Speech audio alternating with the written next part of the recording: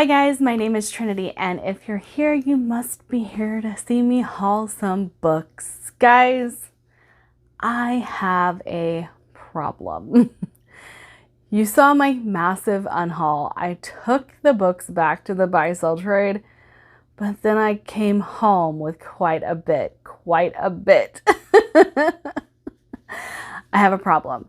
So I probably will try to restrict myself moving forward on how many books I am buying because I have a lot to read. And like I said, I bought a lot. So I'm going to try and go through these books fairly quickly. So the first one, you guys know I am a massive fan of Anthony Ryan. And a couple weeks ago, he sent me a message saying that he had book 4 of the 7 Swords novella series, the To Blackfire Keep, and asked me if I wanted an ARC copy of it. I said, absolutely, please, thank you. And I have read the first 2 in the novella series. I just recently reread the first one, and they are so good. If you want a taste of Anthony Ryan's writing without tackling an 800-page book, I would definitely say pick these up because he does a great job with these novellas. There is a full story to get engrossed in, even in this many pages. Oh, and T.A. Bruno, such a sweetheart, such a sweetheart. So you guys probably saw that I read In the Orbit of Sirens, absolutely loved it. I am going to be reading On the Winds of Quasars very soon. And then I got really excited on Twitter about someone else getting a paperback copy of his newest. And I was like, oh, the paperbacks are already ready. I need to go get it. And he sent it to me. He sent it to me. And it has a couple of bookmarks, some art, and he signed it. Oh. Anthony Ryan signed this one as well. So I'm pretty excited, especially for these two. Kind of made my day because they came on the same day. So this is the 3rd book in the Song of Chimera trilogy. So this finishes out the series, and I'm looking forward to it so much, because I absolutely loved In the Orbit of Sirens. And then I was going to show you guys this as well. We have some maps. But yes, super pumped. I have my 2 Book of the Month books.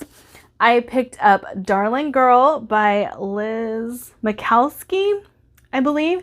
But this is a Peter Pan, I believe, retelling, reimagining. That's what they're calling it. In this beautiful reimagining of J.M. Barrie's classic, one woman must take on the infamous Peter Pan, who is not the innocent adventurer the fairy tales make him out to be, to save her daughter's life. So I always love stories where Pan is the villain because I've always kind of thought of him as a villain. And so he abducts children, takes them to a place where they can never grow up. Like, his shadow is like a creepy shadow person. So I've always thought of Pan as a villain. So I'm very excited to get to this. I love a retelling. They are kind of my bread and butter. So pumped. As you guys know, I really enjoy letting Book of the Month fulfill my need for thrillers and mysteries. And I pick whichever one sounds the best because they usually have 1 or 2, like either mystery and a thriller, or I choose the mystery thriller option that they have just because I really enjoy mystery thrillers, but it's not something that I go seek out on my own. So The Lies I Tell by Julie Clark. Now, I don't like knowing much about my mystery thrillers before I go into them. But what I do know about this is it is a domestic thriller, delves deep into the psyche of the character that we are following. And they are trying to get justice for the past by rewriting the future. I don't really know exactly what that means, but I thought it sounded like it could be pretty good. And I've heard a couple people talk about this. And so I thought, why not? Why not? Let's just go ahead and see if I like it. Plus, I really like the cover. I always really like bright colors on mystery thriller covers. I don't know why. Okay, and then my anniversary was last weekend. I have been married for 17 years. My husband took me to a wonderful Caribbean restaurant. I absolutely loved it. And then he took me to the bookstore and he picked me out 3 books. And so I'm pumped. I'm so pumped. And obviously I had a little bit of say, but he just wanted to make sure I got books that I was going to enjoy and what he thought I would enjoy. So Master of Poisons by Andrea Hairston. Let me go ahead and read the back of this to you. It says, "The world is changing. Poison desert eats good farmland. Once sweet water turns foul. The wind blows sand and sadness across the empire. To get caught in a storm is death. To live and do nothing is death. There is magic in the world, but good conjure is hard to find. Jola, right-hand man and spy master of the Lord of the Kissian Empire, is desperately trying to save his adopted homeland, even in exile. Awa, a young woman training to be a powerful Groit, tests the limits of her knowledge and comes into her own in a world of sorcery, floating cities, kindly beasts, and uncertain men. Awash in the rhythms of folklore and storytelling, and rich with Harrison's characteristic lush prose, Master of Poisons is epic fantasy that will leave you aching for the world it burns into being." I don't know why that synopsis was so hard for me to get through. My dyslexia must be on top of me, but it sounds like it could be so good, and I'm looking forward to it quite a bit. Next is one that I've heard a lot of my friends talk about, and I think sounds really good. And that is Far from the Light of Heaven by Tade Thompson. A tense and thrilling vision of humanity's future among the stars from a rising giant in science fiction. The colony ship Ragtime docks in the Lagos system, having traveled light years to bring 1,000 sleeping souls to a new home among the stars. But when first mate Michelle Champion rouses, she discovers some of the sleepers will never wake. Answering Champion's distress call, investigator Rashid Finn is tasked with finding out who is responsible for these deaths. Soon a sinister mystery unfolds aboard the gigantic vessel, one that will have repercussions for the entire system, from the scheming politicians of Lagos Station to the colony planet of Bloodroot, to other far-flung systems, and indeed Earth itself. So, I have to say, my husband was looking for a sci-fi for me because I love sci-fi. However, the little turd told me he picked this because it's Orbit. Actually, that's true of the next book as well that he picked for me. But he loved the title of the book, and he was like, "Oh my gosh, that sounds totally up your alley," because I really like cheeky things. I really do. And so, The Girl Who Could Move with Her Mind by Jackson Ford. Now, he knows that I've always wanted to read like David Wong, so he's seen those books on my shelf, and I haven't got around to reading that, but he thought that this sounded completely up my alley as well. He did pick this one based on the title, and again, the fact that it was Orbit. So I'm looking forward to this because all I know is there's a girl with telekinetic powers that works for the government. That's what I know. And so I'm excited to read this, but it says like Alias meets X-Men. And so yeah, I'm pretty excited for it. I'm pretty excited for it. Okay, the rest of these I got at the buy-sell trade. So basically spent $1 per book for these. But man, I hit the jackpot when I went, and so I ended up buying quite a bit. So Never Saw Me Coming by Vera Kurian. I've heard a few people talk about this, and all I remember is that they loved it. And so I was really excited when I saw this on the shelf. I was like, okay, I'll go ahead and pick it up, see if it's something that I'm gonna like. But I've heard it's like really twisty and turny, and that's the kind of thriller that I want. You should never trust a psychopath, but what if you had no choice? That's the tagline. So yeah, very pumped for this. One of my friends on Discord, which I haven't talked to him very much lately, he is a huge fan of Con Iggulden. And so I found this. I hadn't heard anybody talk about it, but it looked a lot like it would be up my alley. Darien, Empire of Salt. 12 families, 1 throne. Welcome to the Empire of Salt. And the city of Darien stands at the...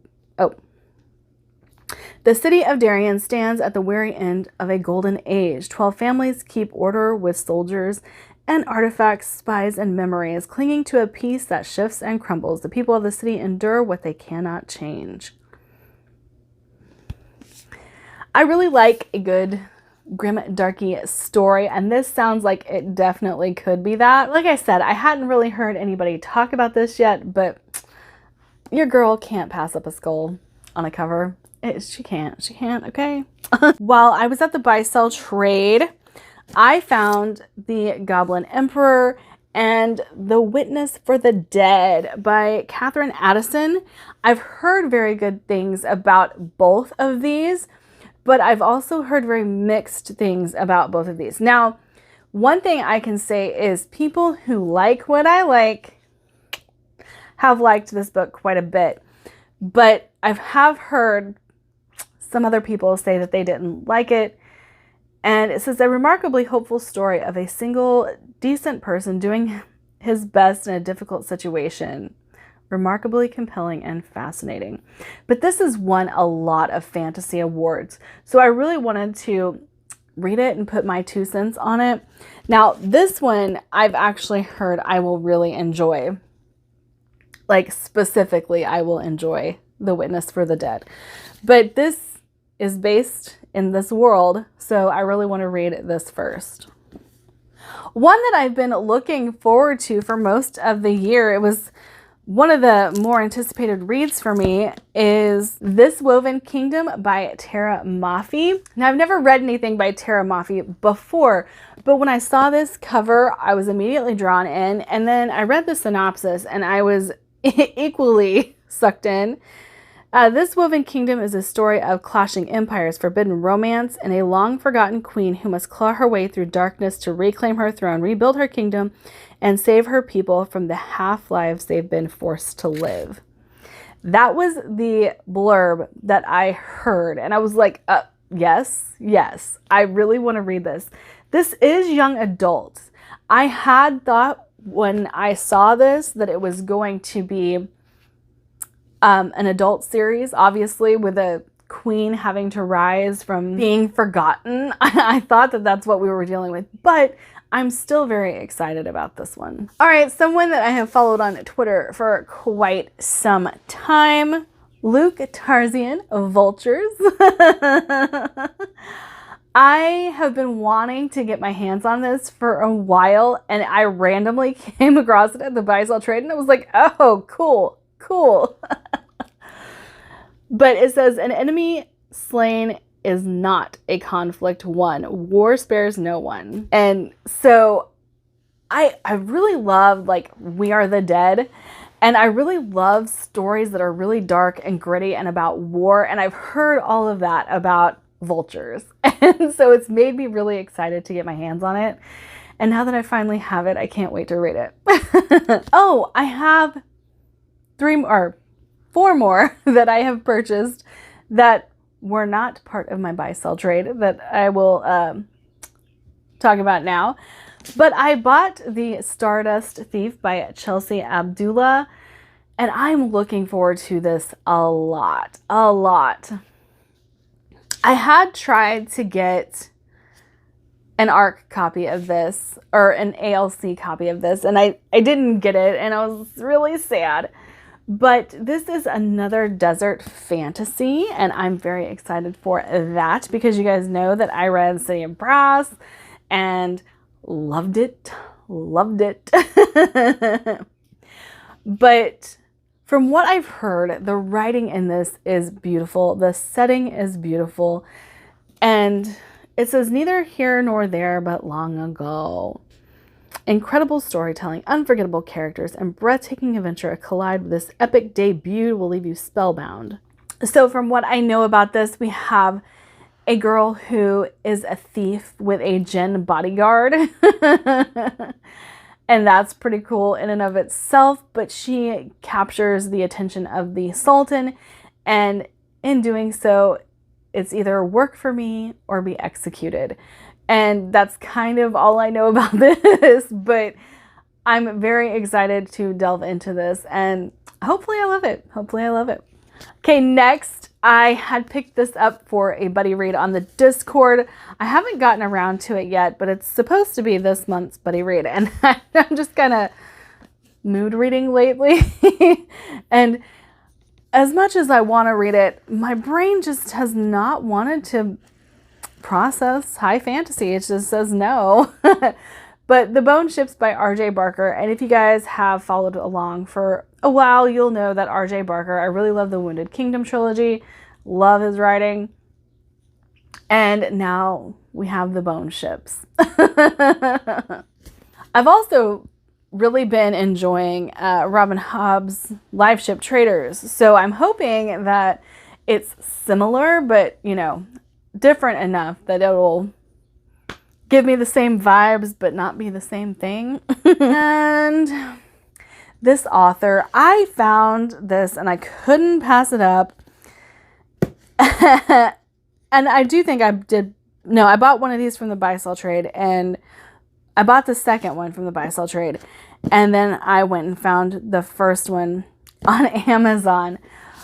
But it's Patrick Weeks, guys. It's Patrick Weeks. If you don't know who Patrick Weeks is, he writes Dragon Age.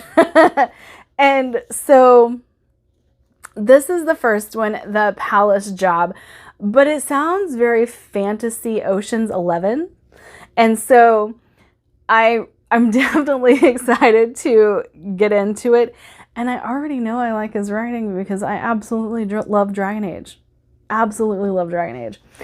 And I'm excited to see what he will do with a band of misfits because, like I said, he writes Dragon Age, and there's already bands of misfits in Dragon Age with great banter, and I'm just pumped. I'm pumped for them. You guys know my love of Arthurian tales. I was talking to some people on the Discord, and we were talking about our favorite Arthurian series, and Mary Stuart does always come up, and I happened to find the whole series.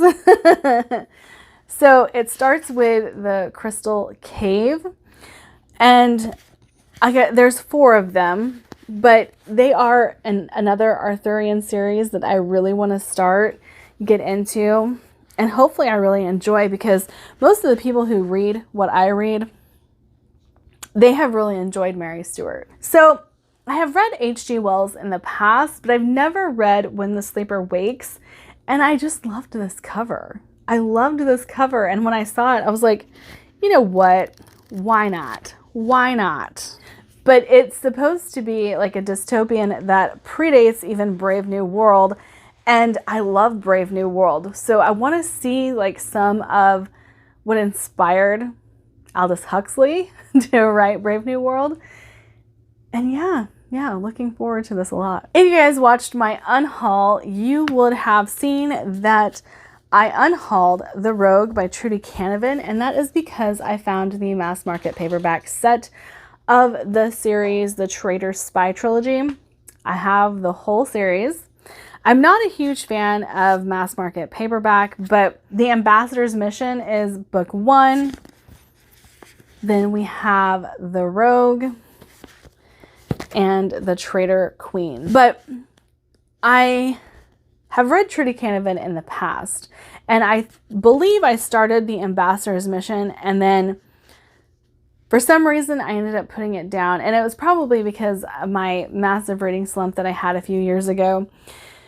But I read the Black Magician trilogy and really loved it, and so I wanted to continue with Trudy Canavan because Sonia, the main character of that trilogy, we follow her again. So excited.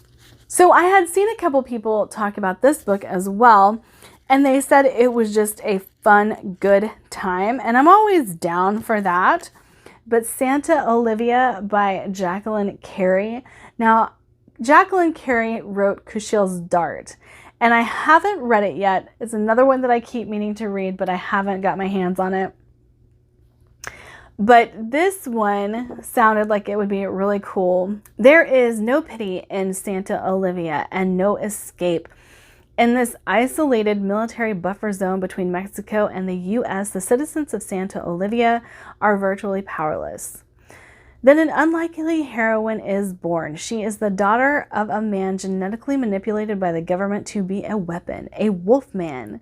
He was engineered to have superhuman strength, speed, stamina, and senses, as well as a total lack of fear. Named for her vanished father, Luke Guerin has inherited his gifts. So I don't know if we're going to get like a werewolf story, but this is a genetically manipulated human being that passed on his genetic traits. So I'm very excited for that, and it sounds like it could be really cool.